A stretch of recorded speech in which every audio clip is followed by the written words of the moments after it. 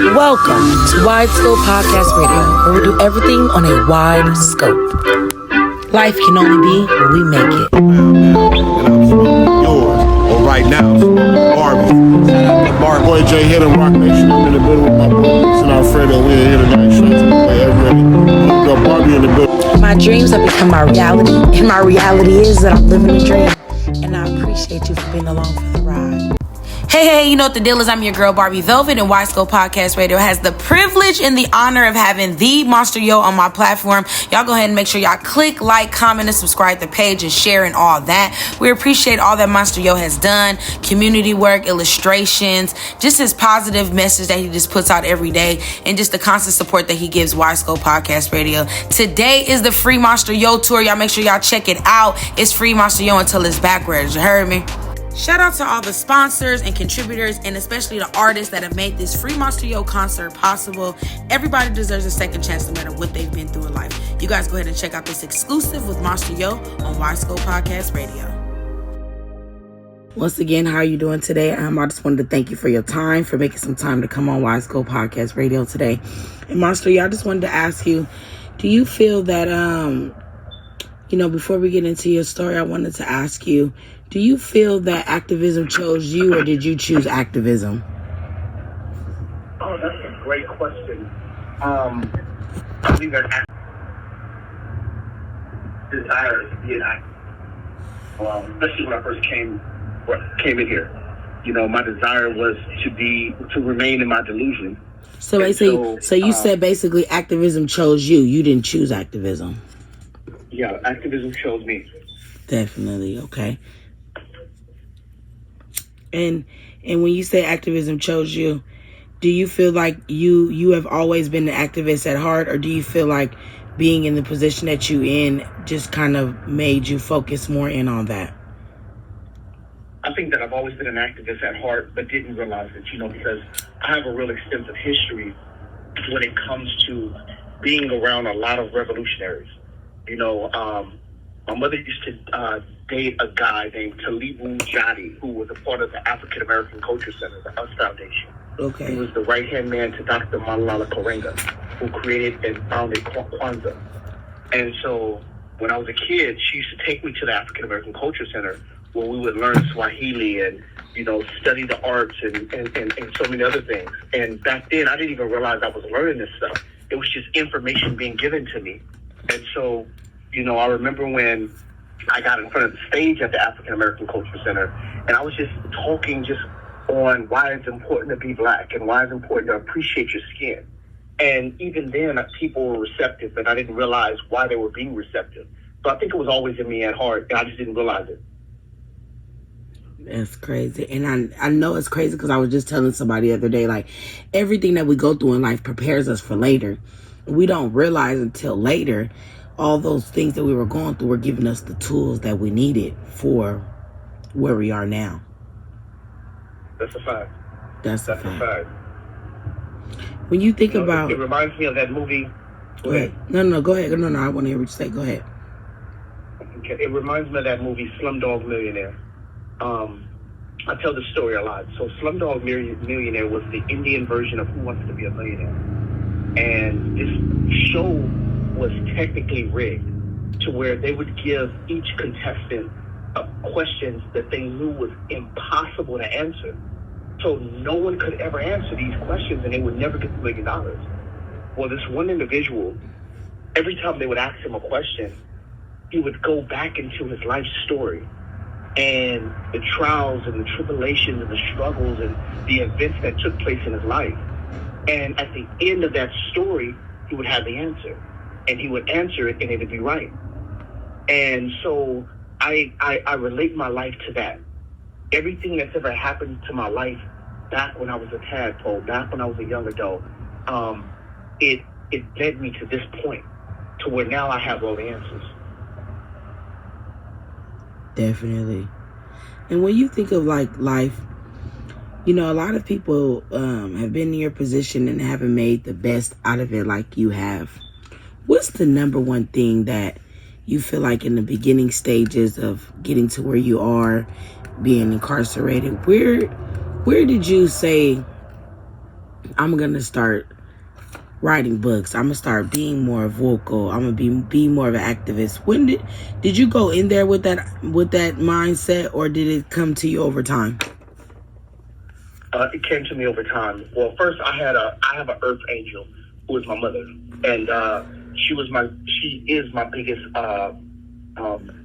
motivator. You know what I'm saying? My biggest fan. And so when I first started getting into just learning and education, and my vocabulary began to change. So the average few words that I was speaking, that was the N word, and cuz, became me articulating myself and enunciating and understanding the etymology of words, so that I don't just say things just because they're big words and they sound good. So once I started to learn, and I would write my mother, and I would send her poetry and stuff like that, she was like, "Man, you got something here. You're something different." And I'm like, "No, I'm not something different." She's like, "Yeah, you're something different, and you need to apply yourself." And all of a sudden she was like, "You need to write a book." And sure enough, she was one of the reasons why I became more and more focused. And it was through education that really transformed me. And with that education, I started to develop knowledge of self. And that knowledge of self is everything, because you can have the education, but if you don't have the common sense to apply that education, that academics, then that's just useless knowledge. You know what I'm saying? And so with knowledge of self, it gives you the ability to apply yourself in the correct way. But what made you say, I want to start? Because a lot of people can go their whole time not going no classes, not doing nothing positive. What keeps you grounded in doing the things that you're doing while you are where you are? Okay, so what keeps me grounded is I've been through things. There's so many people in prison that they may have done a lot of time in prison, and they just sat there. They did nothing with their life, and so they continue that process. Me, I actually struggled in here. I fought the fight.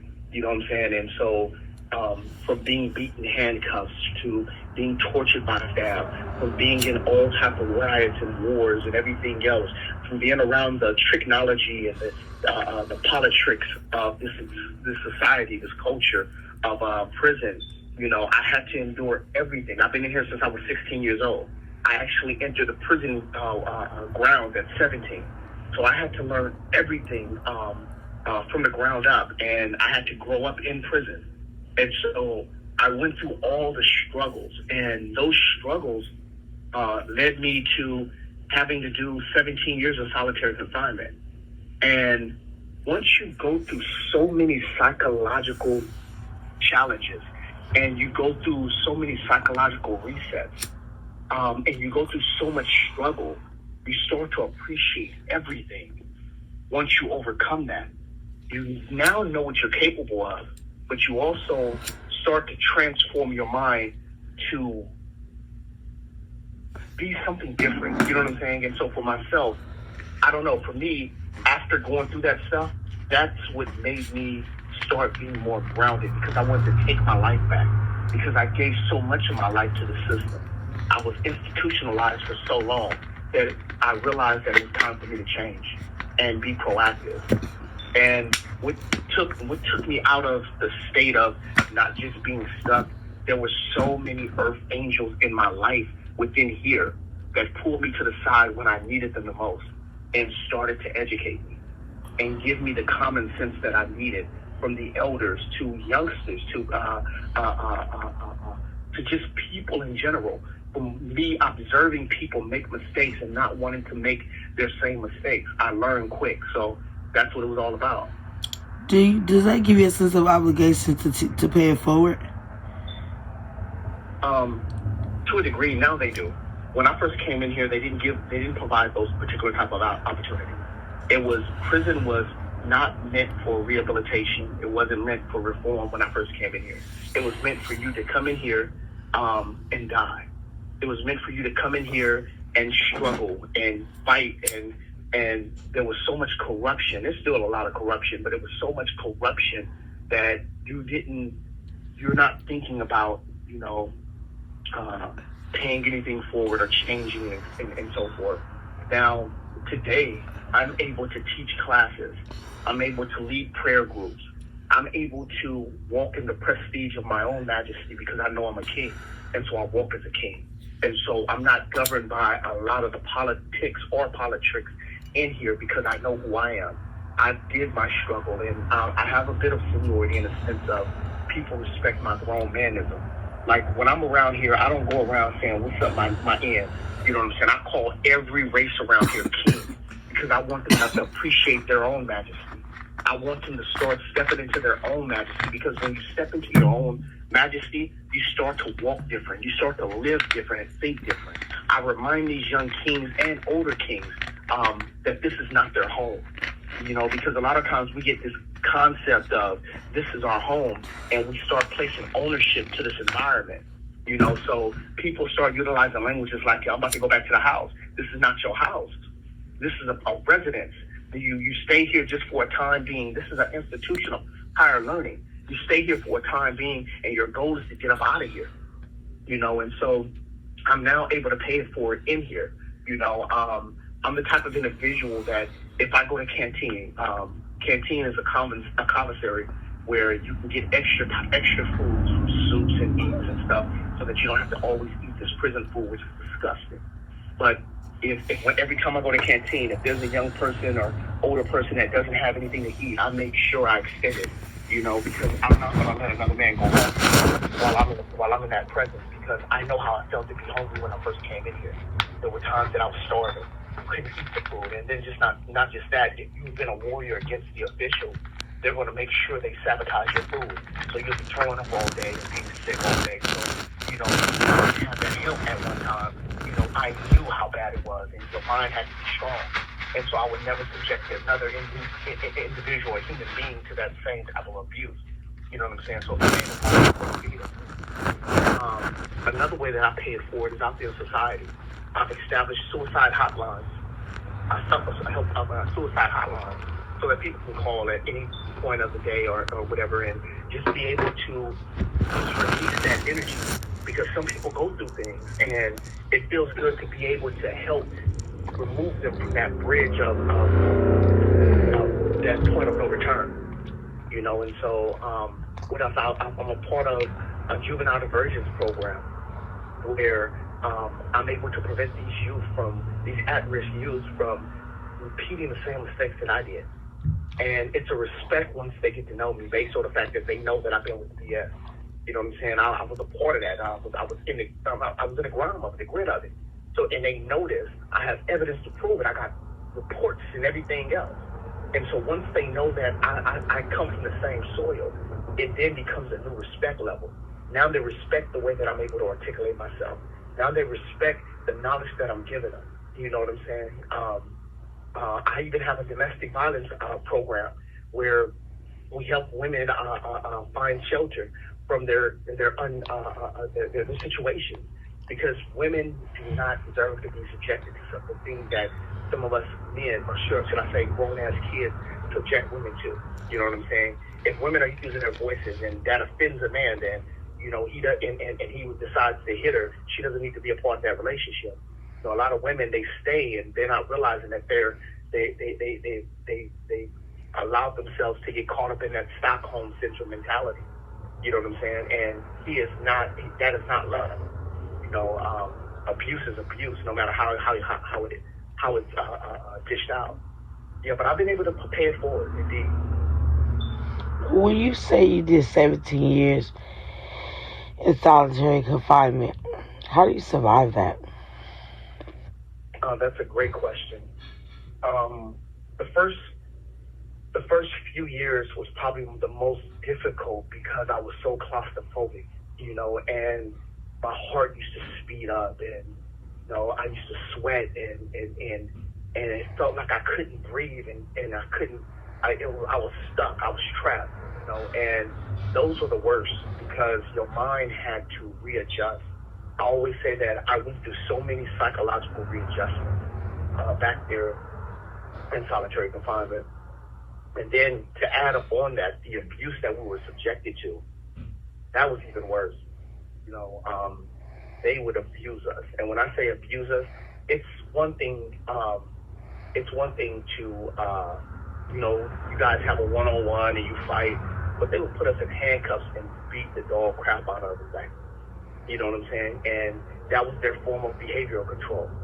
And so, if you ask for something and they feel like you don't deserve it, or if you ask for something and that you're not coming, and you're becoming a problem, or you're writing a 602, a complaint form, to get it, and you win that complaint form, they make sure that they target you. But, those were like some of the things that we went through that was very challenging. Then not just that, the sensory deprivation, not being able to interact, not being able to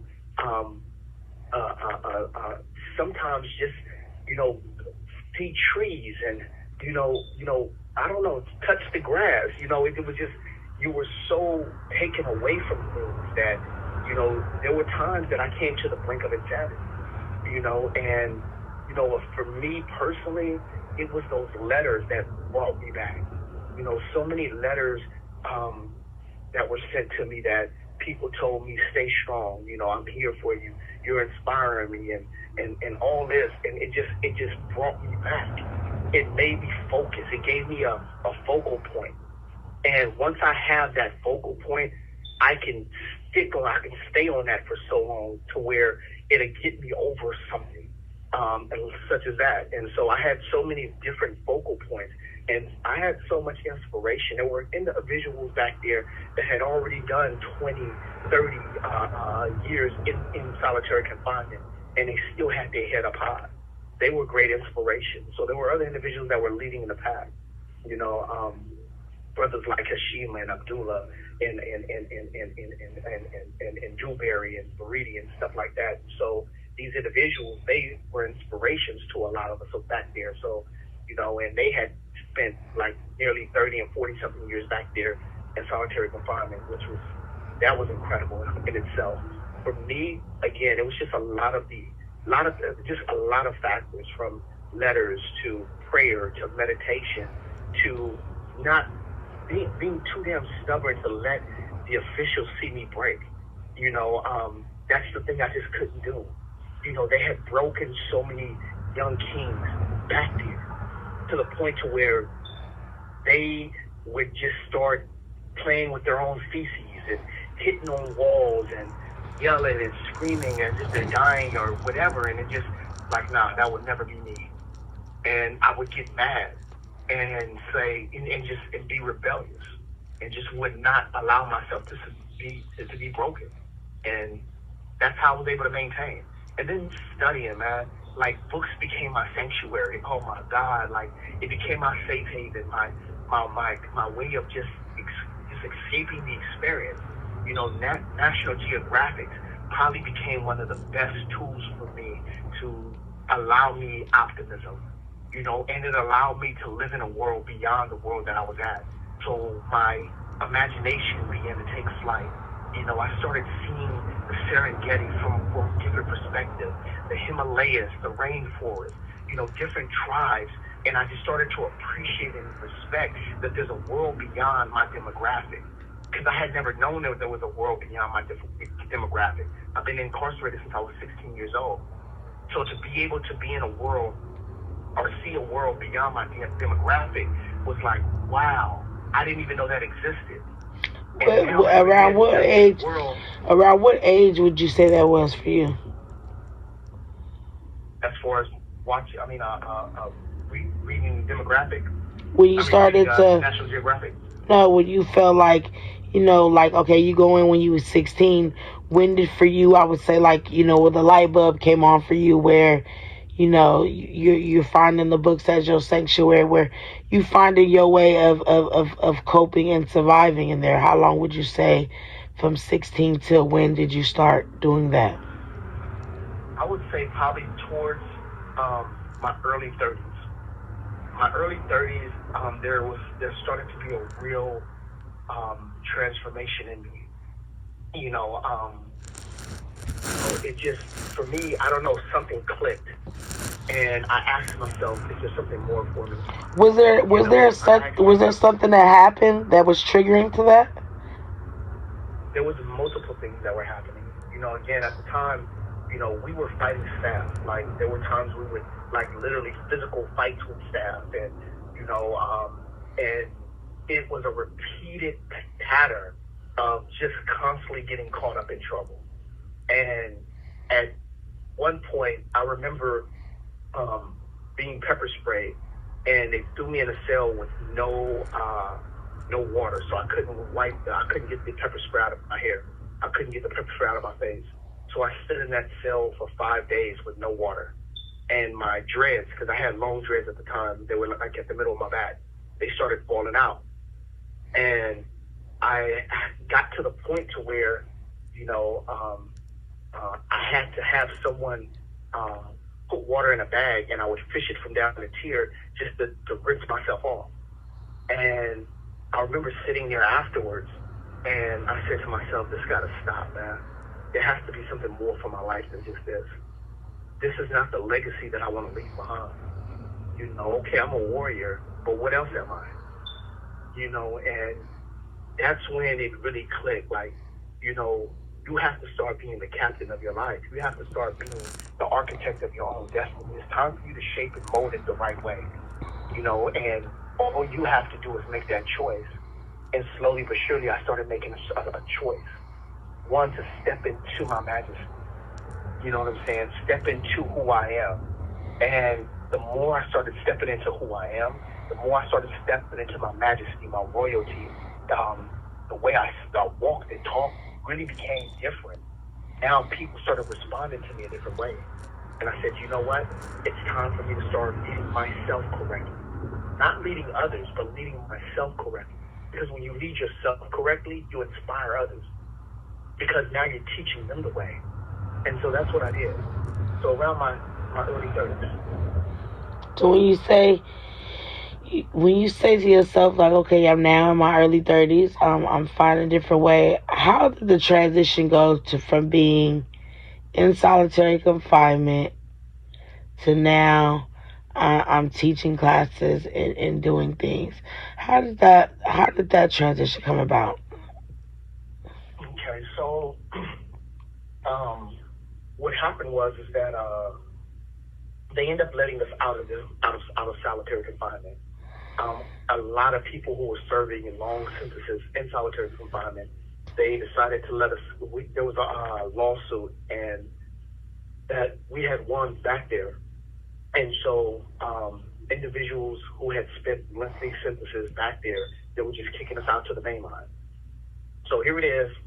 You're allowing us to come back to the main line, and we really don't have too many skills of how to interact with people because we have been subjected to sensory deprivation for so long.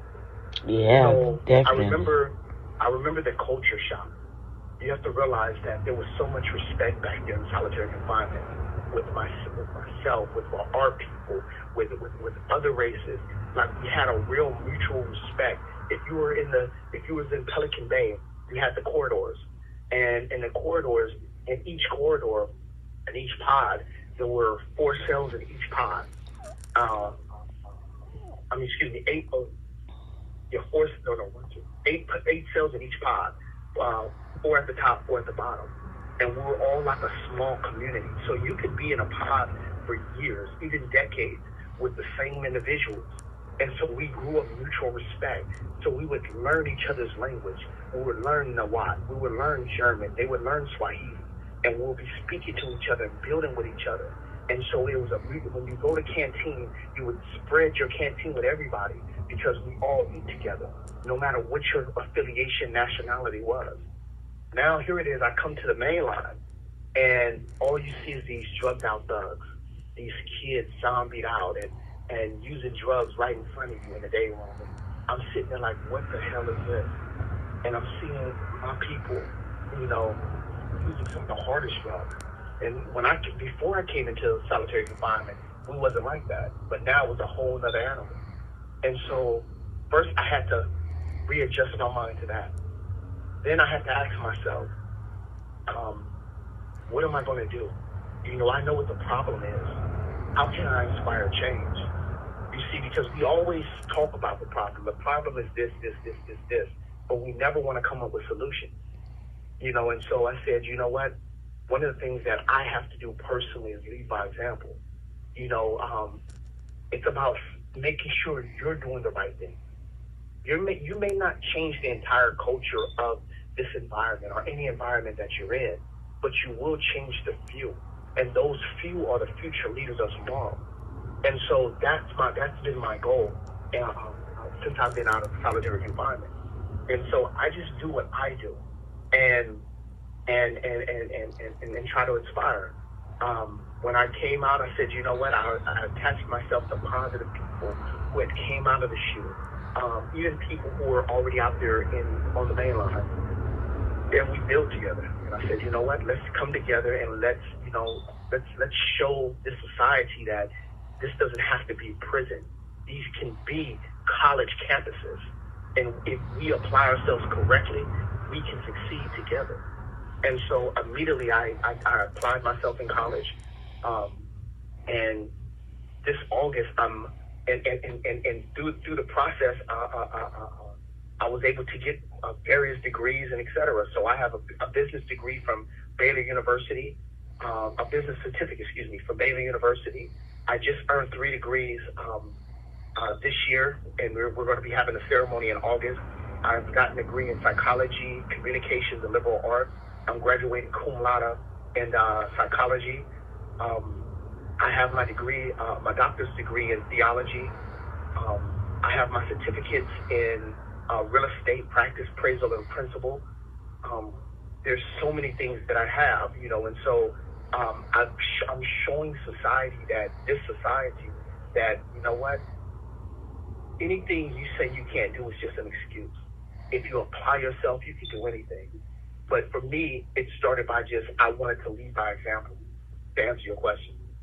Oh, I want to say congratulations. That's definitely a lot of work that you've put in, and congratulations on everything that come in August. Definitely for that. Thank you. How do you balance when someone isn't receptive to the knowledge that you're kicking? Like, what happens when? I love that question. What happens when you see your younger self, the younger self that didn't have the light bulb on and isn't receptive and is still in that mind frame? How do you adapt to that? Okay, so I love that question because I had to learn. I had many trial and errors with that because I saw my younger self in a lot of individuals who weren't receptive. The first time, I tried to be a little bit more, I was a little aggressive. And I learned that being aggressive is not the way to go because a lot of these kids have been abused. A lot of these kids have had these authoritative figures who force things down their throat. And that's not how my younger self ain't gonna go for that. You know what I'm saying? So at the end of the day, what I did was I had to strategize how I approach that situation. So this is what I do. You know, you have to realize that if an individual is not ready, then you don't force it down their throat. What you do is you let them observe you because they're very observant. And when they start seeing the progress that you are making, eventually when they slow down, they're going to say, I want what he's having. I need to get to where he's at because he's on his way up out of here and I'm still here. I keep crashing and burning. I keep bumping my head. There got to be something better. And they become drawn. We become the moth to the flame. You know what I'm saying? They are the moth to the flame. We are the flame. We are the illumination. We are the North Star. We're guiding them towards freedom. When they see what we're doing, they see that it's correct because they see what's happening. They see the movement. You know what I'm saying? And so you don't force nothing down anybody's throat. You just continue to lead by example. So what I would do is, let's just say a young man is standing right here before me. I will first be like, you know, I would address them in a way that first I would find out what's his psychology, you know, and so I would figure out how he thinks, you know, so I would listen to how he talks. You know, what's going on? How you doing? Nothing, you know, shit. Okay, is that right? What you doing with your life? Man, I ain't got no life. You ain't got no life, okay? Why is that? Nobody ever did nothing for me, okay? Now, as I'm learning him, I'm already noticing that, he's articulating himself more than he even realizes. Because in his head, he's thinking, I can't even articulate myself. I don't even speak right. You know what I'm saying? And he doesn't even realize, even just by the few words that he said, he's articulating, he's explaining what's going on with them. And then I let him know, you know what? I like how you articulate yourself, you know what I'm saying? Because at least you can explain that you're going through shit. You know what I'm saying? And ain't nothing going on in your life, but that's what it is, though. And like, that's what's up. Yeah. And then it starts to grow in the process because he knows I can relate to him. And I start to build with him, slowly but surely. You know what I'm saying? And if I tell him about knowledge, he'll be like, man, I ain't even on that page.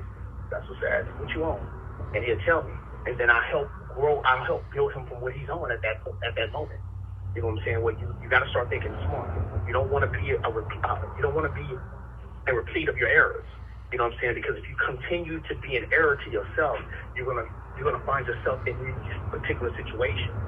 Then I start sharing with them my story. I did this, I did that, I've been here, I've been there. Oh damn, yeah, okay. See, again, you have to relate to these youngsters. It's all about being able to relate to them. That's the seed that's when you're able to plant a seed, because once they know that you're familiar, they're willing to learn from you. But if you're an imposter and you just speak in intelligence and you ain't never been through nothing, you're a buster. You know what I'm saying? How you gonna tell me something you ain't never been through what I've been through? Definitely. So that's what it is. That is definitely true. I tell people that all the time. Like, I worked in the juvenile hall system for a very long time, and I would tell people, they would be like, why you always, tell people things that you've been through? And I said, because you have to break the ice. You have to let people know that there are some similarities, that you've been to some dark places as well, because nobody wants somebody talking to them from up here, Do you, everybody deals with jealousy, everybody deals with hate. Do you deal with people? There's got to be people that are, I don't want to say optimistic, but there's some people that got to, hate on the magicalness that you do possess. Do you deal with haters? Okay, so I deal with them all the time. But the reality is you have to be stronger than your circumstance. When I did that time in the shoe, that was worse than hate. And so the hate means nothing to me. Most of these individuals that hate on you, they're not contributing to your life. They're not contributing to your growth. They're not contributing to your success. They're not contributing to anything that has to do with the betterment of your life or your family's life or your inner circle. So they're irrelevant.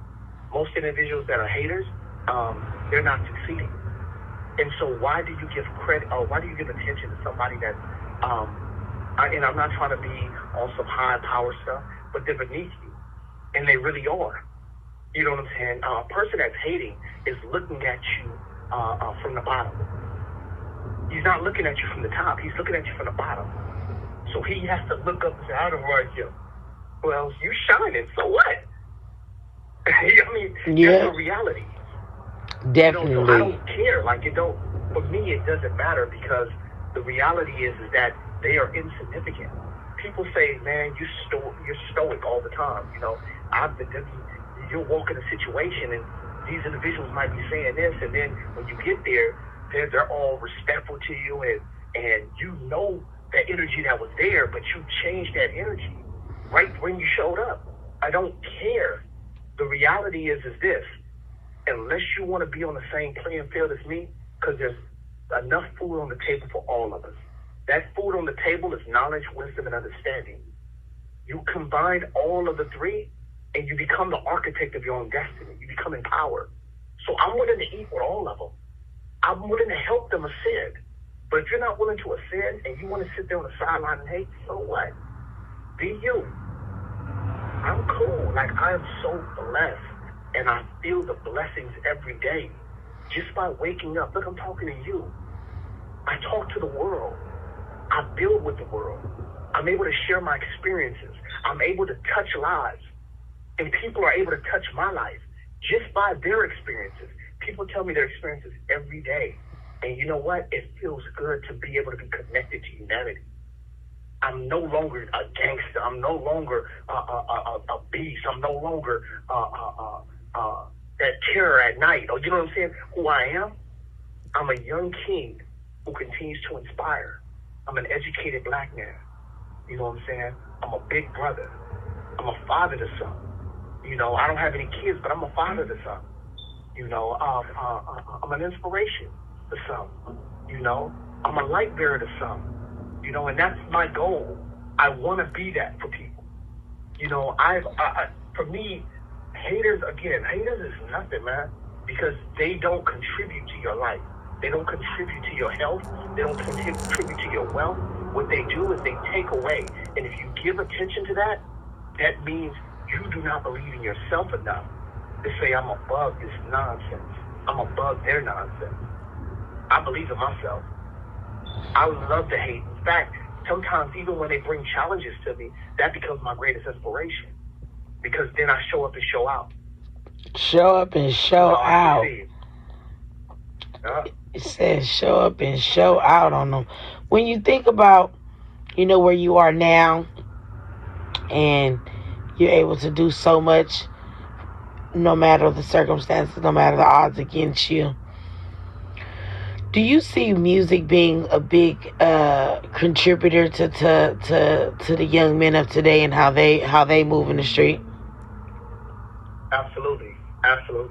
People have asked me, why do I put out some of the content that I put out, especially when I talk so much about change. And I go back to what I was telling you about how to inspire these youngsters. You got to realize that these young kings, they will only listen to you when they know that you came from the same soil. And so if you haven't been through nothing, then how can they relate to your music? And so once they know that you can relate, then you can teach them.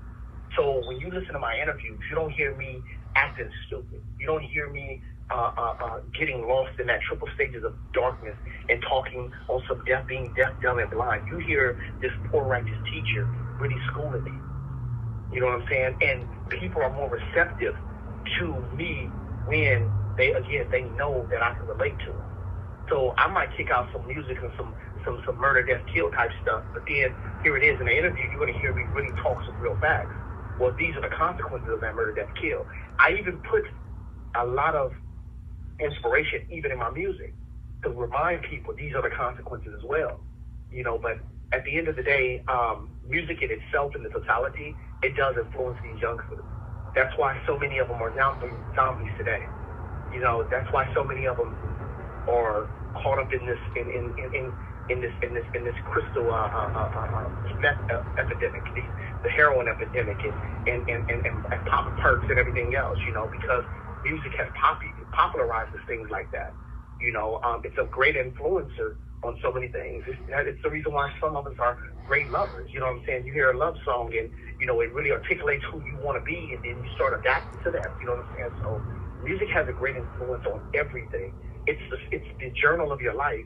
You think about a song that in your past, and you can remember the moments that you shared in the moment, you know, or that you entertained in the moment. You know what I'm saying? So music is very powerful, and it does influence cultures. It influences all of us. One of the popular questions on my show I always ask everyone is, if you could give your 15-year-old self some advice, knowing what you know now, what would you tell your 15-year-old self? I would tell my 15-year-old self to slow down. It's not the end of the world. You are worth so much more than you're giving yourself. And you don't even know your talents and your potential. And if you give yourself a chance, the sky's the limit. You deserve that. You're worthy of that. You're not a mistake. You are a king. Remember that. Embrace that. Own that. And be every bit the greatness that you were destined to be. Do you think that you would have been able to have the mindset and do all the things that you're able to do professionally, and just having the activism attitude that you have now, do you think that you would have been able to acquire that if you wouldn't have been incarcerated? I have no idea. That question, I have no idea. I can't answer that one because who knows what would have been placed in my life to either inspire or not inspire. Do you feel like that the world right now, how do you look at social media and what it plays into the world right now? How do I look at social media? Give me one moment.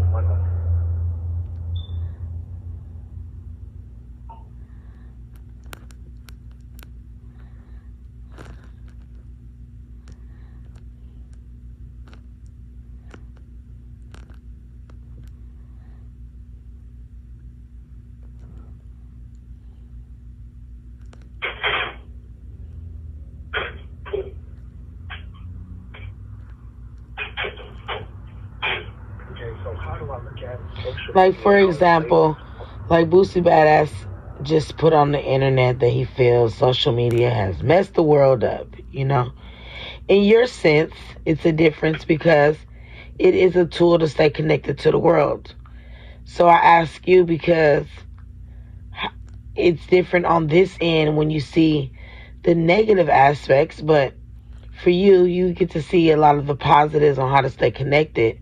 So I wanted to ask, how do you see social media and its influence on today's world? Okay, so the way I see it, the way that I see social media and its influence on today's world is that it has messed up the world. It's turned some of the weakest individuals into powerhouses and strong shit talkers and everything else. You know, it's making everybody celebrities, and it makes people feel as if they're entitled. You know, it causes people to live in a delusion to the point to where, if you notice, people don't really connect. They're completely on their phones, lost in their phones. Yeah. You know what I'm saying? It's like the world walks with their head down, like zombies. You know what I'm saying? It's crazy. They don't even realize what's going on. We're being systematically programmed to be disconnected from each other. And the more we're disconnected from each other and getting lost in this avatar of social media, the more we start to believe in our own BS. You know what I'm saying? We start to believe in this made-up character that we create on social media.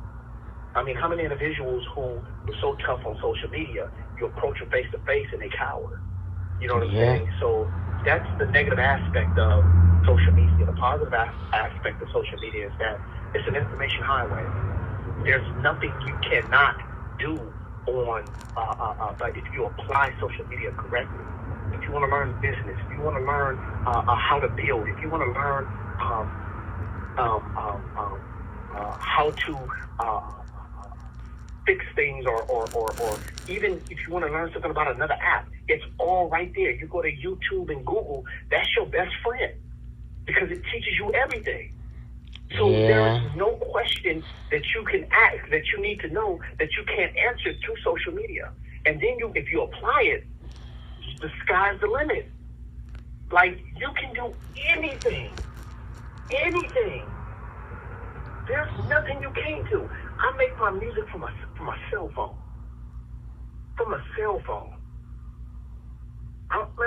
And it's quality music. I'm about to drop a song on July 30th with myself, Exhibit, my artist EST Mills, and my loved one Prolific from DPG. And we're doing amazing things. There's nothing you can't do if you apply yourself correctly. What does success mean to you? What does it look like for you? What does your picture of success for Monsta Yo look like? Well, my picture of success is generational wealth. I don't do this for me. I've been without for so long. I've had the same uniform since I was 16 years old. I never got caught up in the hype of name brands, you know, and so I don't care about name brands. I care about survival. I care about my future and the future of our children, you know. So I do this for my loved ones' kids and their kids' kids and their kids' kids' kids. I do this for them. To me, success is family. Success is the strength of the family that I created. My own blood, majority of them don't even support me. But I tell you this, the family that I created, that is where it counts. You know what I'm saying? And so, of course, my immediate is first. You know what I'm saying? But the family that I created, that is everything to me, because we are a strong team.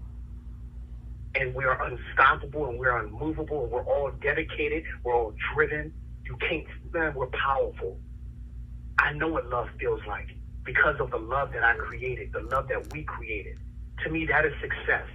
Generational wealth is success. What we're building is success. Excuse me. Success is helping people. Success is being in a position to where I can inspire. Success is being happy, being at peace, being able to meditate and in tune myself, align myself with that internal tranquility. Success is making someone else smile. Success is I don't know, it's loving life. To me, success is saving our kids from the same patterns of behavior and self-destruction that I committed when I was young. What is something? What is some? Oh, I'm sorry. I didn't know you were about to say something. I'm sorry. No, Good. No, go ahead. My bad. I wanted to ask, what is something that you're great at that no one would know? What is a secret hidden talent that you have that no one knows? We know that you're a great writer. We know that you're a great speaker. But what is another talent that you have that we don't know that you're good at? I'm good at creating things. The way that my mind works, I can build anything. I can, like, if you give me an idea, or even if I come up with an idea, I'm able to manifest it and bring it into fruition. While most people, I always say that the difference between a person who is a success and a person who is a failure at the same thing is that, the difference between a person that's a success and a person that never achieves is one is applies the knowledge that he knows, and the other one just is a wishful thinker. And so he's a dreamer. You'll never succeed just dreaming. You'll never succeed you'll never succeed just constantly picking up the same books on the same subject and keep reading and never apply yourself. So what I do is I'll learn something and then I'll apply it. And I'm willing to make the mistakes until I get it right. Whereas most people are afraid to make mistakes, I'm not afraid to make mistakes. I've made so many mistakes that I'm okay with that now. And so for me, I bring things to life.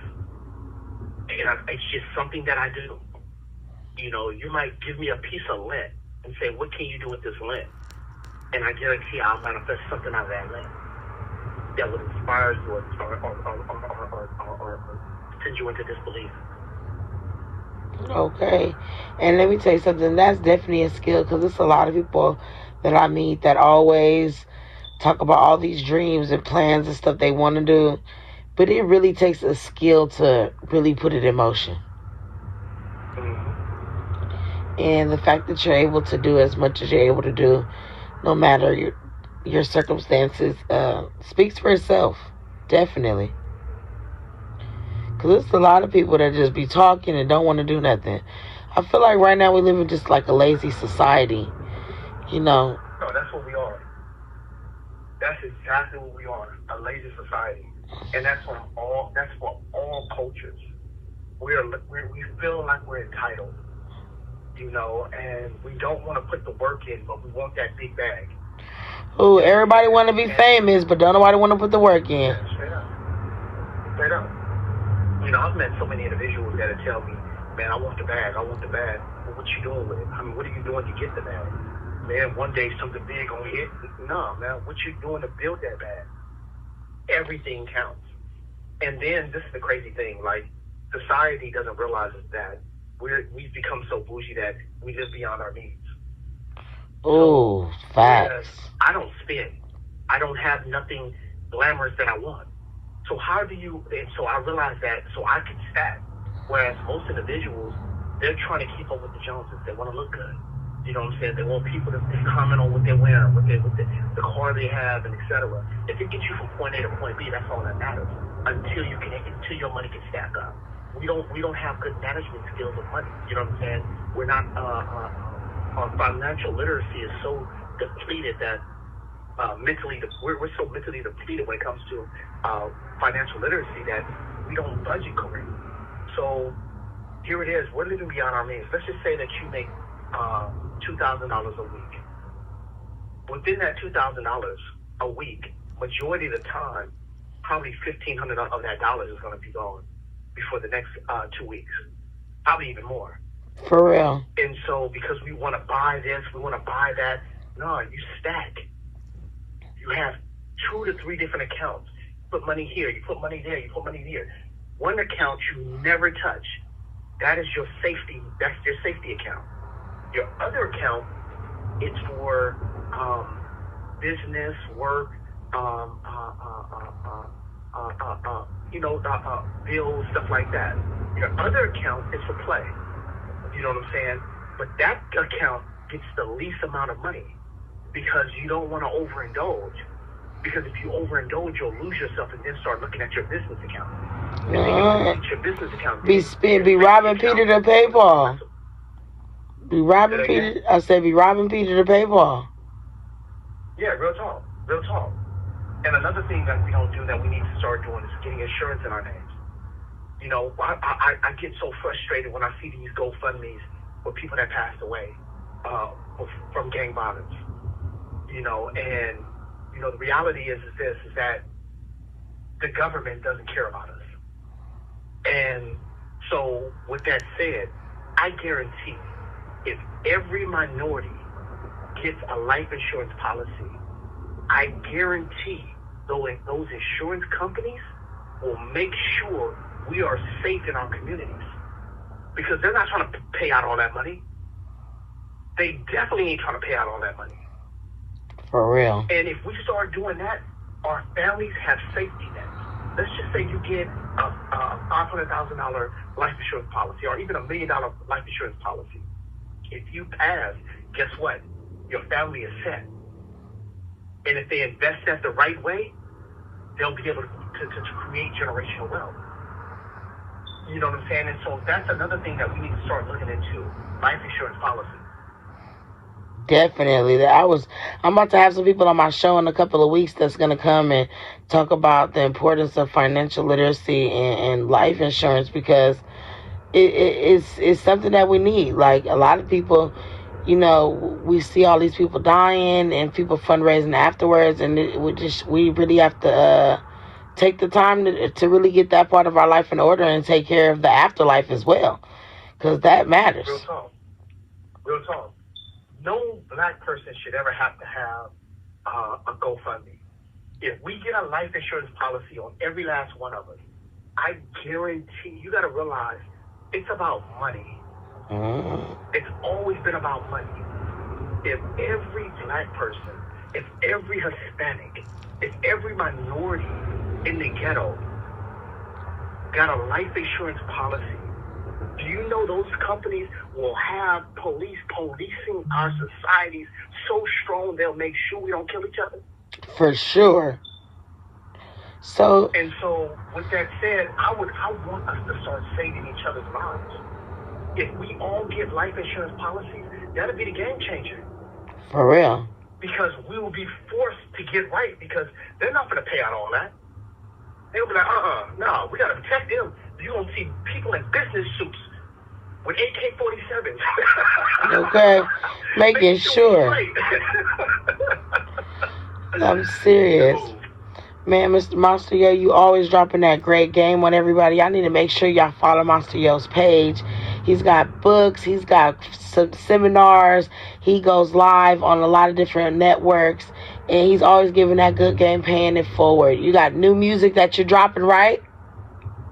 Yeah, I got new music that I'm dropping July 30th called Most High. Monsta Yo featuring Exhibit, EST Mills, and Prolific, Dogtown, DPG. All right, y'all, make sure y'all go follow up on Monsta Yo page. Monsta Yo, I appreciate you taking time out this morning to give me an hour of your time to so I can finally get this interview in the record books and get this done.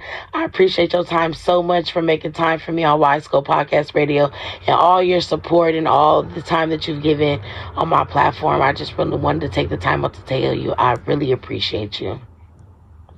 Thank you very much. Thank you very much. I do want to give a shout out to a few people. All right, go ahead and give a shout out. I want to give a shout out to Long Beach E-Wheel, my bro, and just thank you for all your support. You know, you guys need to go follow Long Beach E-Wheel. That's a good brother. Yes. General harmonizer of the West Coast. You know what I'm saying? He's doing the most right now, and some of his music, all his music, is just so depth and passionate, and you'll feel the pain, and you'll feel the love, and you'll feel the motivation. Long Beach E-Will, he's the truth, and everybody knows it.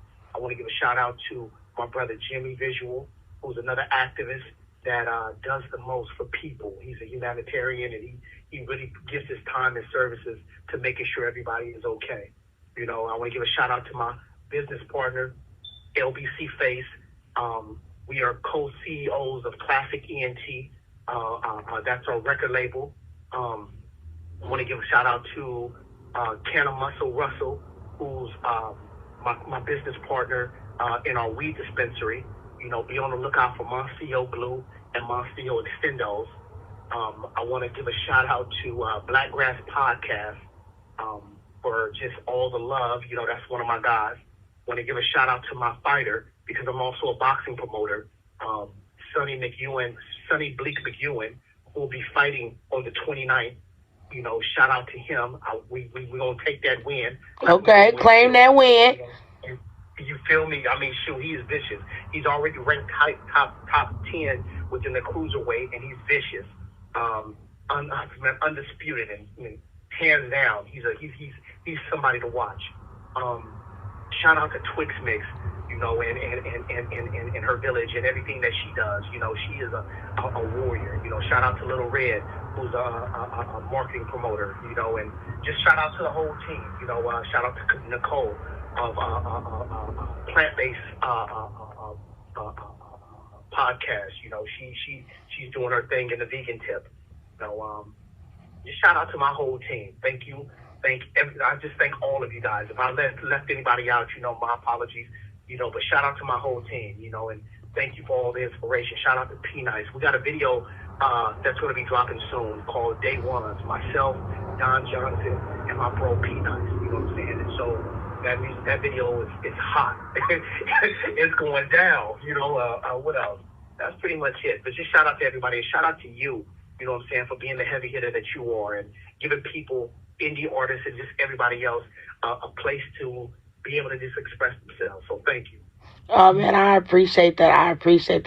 I just love every time I hear you go live, you always give great perspective, dropping them gems. You feel me? So I just appreciate you making time this morning to come on Widescope Podcast Radio. Y'all make sure y'all follow up on Monsta Yo page. You got new music dropping.